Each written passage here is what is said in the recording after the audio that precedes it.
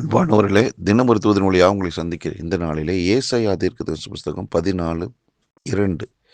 இஸ்ரவேல் வம்சத்தார் கர்த்தருடைய தேசத்திலே அவர்களை வேலைக்காரராகவும் வேலைக்காரிகளாகவும் கையாண்டு தங்களை சிறையாக்கினவர்களை சிறையாக்கி தங்களை ஒடுக்கினவர்களை ஆளுவார்கள் என்று.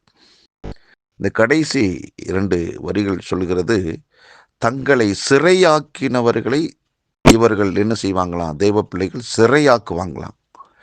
தங்களை யார் யாரெல்லாம் ஒடுக்கினார்களோ அவர்களை இவர்கள் ஆளுகை செய்வார்களாம். அப்போ இந்த நல்ல நாளிலே கர்த்தர் நமக்கு கொடுக்கிற தூது என்னன்னா, நீ எந்தெந்த விஷயங்களிலெல்லாம் ஒரு அடிமைத்தனத்துக்கு உள்ளாகி விடுதலையின்றி வாழ்ந்து கொண்டிருக்கிறாயோ அவற்றின் மேலே இன்றைக்கு கர்த்தர் ஒரு வெற்றியை கொடுக்கிறார். ஒருவேளை கடனுக்கு அடிமைப்பட்டு கடனுக்கு மேல் கடன், வியாதிக்கு அடிமைப்பட்டு வியாதிக்கு மேல் வியாதி, இப்படி கைவிடப்பட்ட மனிதர்களால் நம்பி நம்பி ஏமாந்து பல விதங்களிலே ஏமாற்றப்பட்டிருப்போம்.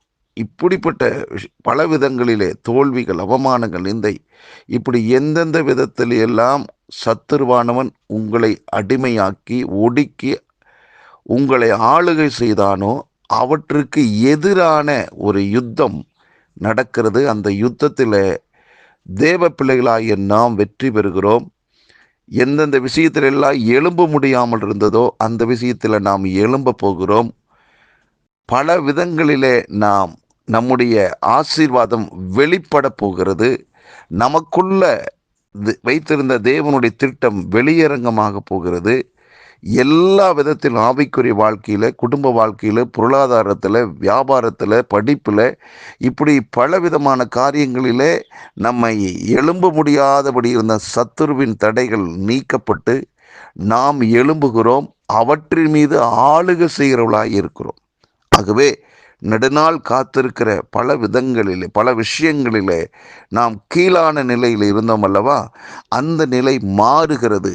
இன்றைக்கு நாம் அடிமைகள் அல்ல, நாம் ஆள பிறந்தவர்களாய் இந்த நாளிலே காணப்பட போகிறோம். ஆகவே இனி நமக்கு சாதகமான ஒரு தென்றல் காற்று வீசுகிறது. அது இனிமையானது. அந்த காற்று அநேகருக்கு முன்பாக நம்மை மேன்மைப்படுத்தி சுதந்திர காற்றை சுவாசிக்க வைத்து விடுதலையின் களிப்பிலே நம்மை நடத்தக்கூடியதான ஒரு நல்ல நாளாக இந்த நாள் இருக்கிறது. ஆகவே இதை கேட்டுக்கொண்டிருக்கிற அருமையான தேவ பிள்ளைகளாகிய நாம் எந்தெந்த விதங்களிலே நாம் ஒரு சிலரால் சிறையாக்கப்பட்டோமோ அந்த தீய சக்தியை நாம் சிறையாக்குகிறோம். எந்தெந்த விதங்களிலே நாம் ஒடுக்கப்பட்டோமோ அந்த ஒடுக்கின தீய சக்தியை, பிசாசை, சத்துருவை நாம் ஆளுகை செய்யக்கூடியதான இடத்துல கர்த்தர் நம்மை வைத்திருக்கிறார். ஆகவே இனி வருகின்ற நாட்கள் நன்மையின் நாட்களாக இருக்கிறது, சுதந்திரிக்கிற நாட்களாக இருக்கிறது, விடுதலையின் நாட்களாக இருக்கிறது. ஆகவே இந்த நாளை கொண்டாடுவோம், மகிழ்ச்சியாக இருப்போம், கர்த்தரை மகிமைப்படுத்துவோம், அநேகருக்கு நாம் ஆசீர்வாதமாக இருப்போம். கர்த்தர் நம்முடைய வாழ்விலே மகிமைப்படுவாராக. பரலோக பிதாவே, ஆண்டவரே, எங்களுக்கு நீர் கொடுத்த நல் வார்த்தைக்காக நன்றி. நாங்கள் எந்த இடத்துல நாங்கள் வேலைக்காரியாய் அடிமைகளாய் இருந்தோமோ அதே இடத்துல எங்கள் தலையை நிமிரச் செய்து எங்களை ஆயிரங்களுக்கு லட்சங்களுக்கு ஆசீர்வாதமாக வைக்கிறீரப்பா. இதை கேட்டுக்கொண்டிருக்கிற ஒவ்வொருவர் மேலேயும் ஆண்டவரே, அந்த நீதிமானாகிய ஆண்டவர் பிள்ளைகள் மேலே, அவருடைய சிரசின் மேலே கர்த்தாவினுடைய ஆசீர்வாதங்கள் தங்குவதாக அப்பா.